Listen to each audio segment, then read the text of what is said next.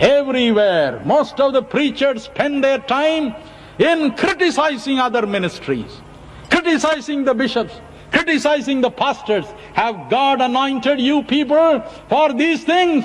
On the judgment day, you will shiver before the presence of the Almighty God. He will ask you, who give you authority to criticize my people? கேவலமான ஒரு காரியம், மகா கேவலம். மேடையில் ஏறி மற்றவர்களை திட்டுவதற்காக, மற்ற ஊழியர்களை திட்டுவதற்காக எந்த ஒரு மனிதன் எழும்பி நிற்கிறானோ அவன் சபிக்கப்பட்டவன். Let me say it again, as God's prophet, if any man thinks that he is something, stands up God's platform and begins to criticize other ministries, let me say as God's prophet, now and here, he is a cursed man, he is a cursed woman. மற்ற ஊழியர்களை திட்டி, மற்ற ஊழியர்களை கேவலமாய் பேசி, திருச்சபைகளை கேவலமாய் துச்சமாய் பேசி, நடந்ததை நடக்காததாகவும் நடக்காததை நடந்ததாகவும் பேசுகிற மனுஷன் சபிக்கப்பட்டவன் என்று தேவனுடைய தீர்க்கதரிசியாய் நின்று இன்று நான் பேசட்டும். Let it go deep into your ears tonight. You cannot play with fire. தேவன் பேசாமல் இருப்பது போல் இருக்கும். ஆனால் வேதம் சொல்கிறது, யாத்ரா 34:6-7, அவர் அவனை மாத்திரமல்ல அவனுடைய சந்ததியை 3ஆம் 4ஆம் தலைமுறை மட்டும் வாட்டி வதைப்பார். அவனுடைய குழந்தைகள் மூளை வளர்ச்சியற்ற குழந்தைகளாய் பிறக்கும், அங்கவீனமுள்ள குழந்தைகளாய் பிறக்கின்றன.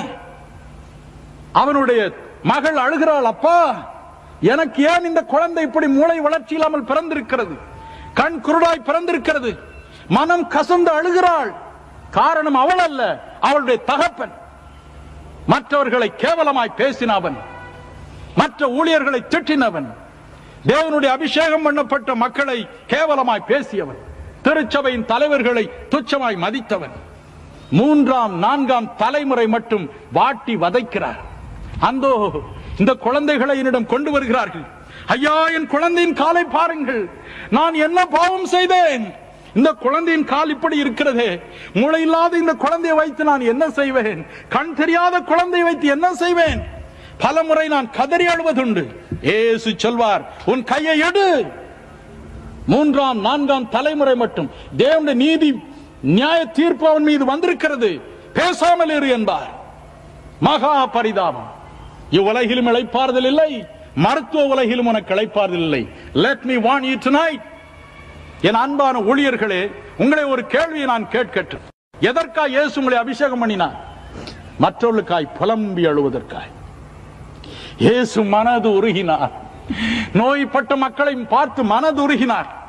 யாரை அவர் கேவலமாய் பேசினார்? மற்ற ஊழியர்களை திட்டினாரா? மாயக்காரர்களை திட்டினார். மறைந்திருக்கிற பிரேத குழிகளைப் போல இருக்கிறீர்கள் என்று சொன்னார். ஆனால் தன்னை தேடி வந்த மக்களையும் அனைத்து ஏற்றுக்கொண்டார். Why Christianity has not made any march in this country? Why? My non-Christian brothers and sisters have not found anything interesting in your life, anything valuable in your life.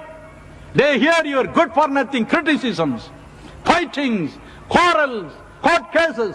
Why should they believe Jesus Christ? You are responsible if they are not going to heaven tomorrow. God will judge you. உலகம் இன்று எதை தேடுகிறது? தங்கள் நோய்களுக்காய், தங்கள் பாடுகளுக்காய், தங்கள் வேதனைகளுக்காய் மனம் கசந்து அழுகிற ஒரு தீர்க்கதரிசியை தேடுகிறது. உனக்கும் அதே கதிதான். இயேசு உன்னை பார்த்து கேட்கிறார், மற்றவர்களுக்காக புலம்பி அழமாட்டாயா? நான் அழுதது போல நீ அழமாட்டாயா? நீ என்ன சொல்கிறாய்? எனக்கு நேரம் இல்லை.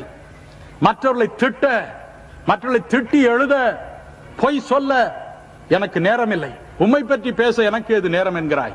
நாட்கள் வரும், நீயும் வியாதி படுக்கையில் படுப்பாய், மனம் கசந்து அழுவாய். இயேசுவோ உனக்கும் எனக்கும் சம்பந்தம் இல்லை என்பார். என்ன செய்வாய்?